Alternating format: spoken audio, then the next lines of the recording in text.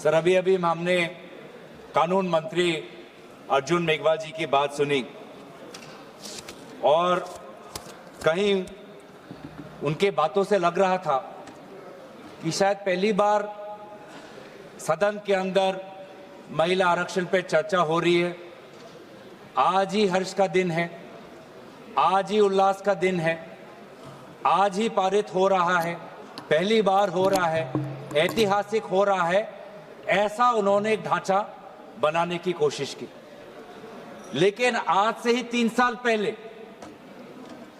तब आदरणीय गृह मंत्री जी, उस समय भी ऐसी ही बातें उन्होंने की। और अगर आप दोनों के वक्तव्यों को सुनेंगे तो मुझे लगता है कि 90% आदरणीय गृह मंत्री जी ने उस समय जो कहा वही आज कानून मंत्री जी ने पढ़ के हमको दोबारा सुनाया। उस समय भी आदरणीय गृह मंत्री जी ने हम सबको श्री गणेश करने के लिए आह्वान जलाया था कि आइए, इससे 2023 से पहले 5 बार महिला आरक्षण पर विभिन्न प्रकार के कानून लाए गए हैं। इस बार तो प्रधानमंत्री मोदी जी उन्होंने एक सशक्त कदम लिया है, इस बार हो जाएगा।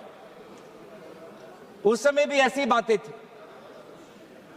और उस समय भी हमने यही बात की थी जो हम आज आपके सामने कर रहे हैं कि हमारी पार्टी कांग्रेस पार्टी महिला आरक्षण के पक्ष में है, पर कृपया महिला आरक्षण को आप सरल करिए ताकि महिला आरक्षण जिस समय कानून पारित हो उसी समय लागू हो जाए और 500 जो हमारे 543 है लोकसभा की जो वर्तमान जो हमारी ताकत है उस पर लागू हो जाए, उसको परिसीमन के साथ मत जोड़े।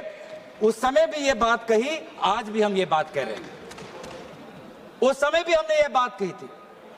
लोकसभा में आदरणीय हमारी कांग्रेस दल की नेत्री श्रीमती सोनिया गांधी जी ने यही बात कही थी कि हम महिला आरक्षण के पक्ष में हैं, पर इसको आप परिसीमन के साथ मत जोड़िए।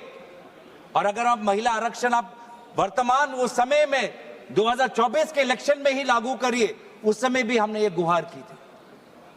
उस समय हमको आदरणीय गृह मंत्री जी ने कहा कि नहीं, डिलिमिटेशन कमीशन करना पड़ेगा। और मैं आदरणीय गृह मंत्री जी को मैं उनका जो स्पीच है उनके उसके ही मैं भाषण में एक लाइन उन्होंने कही थी जो मैं आपको इस सदन के इस चर्चा में लाना चाहता हूं। उन्होंने खुद कहा कि जैसे ही लोकसभा चुनाव पारित हो जाएगा, मतलब 2024, उन्होंने खुद कहा कि जैसे ही लोकसभा चुनाव पारित हो जाएगा तुरंत जनगणना होगी, तुरंत परिसीमन होगा, तुरंत महिला आरक्षण लागू होगा।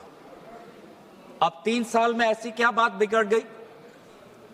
3 साल में ऐसा क्या बदलाव आया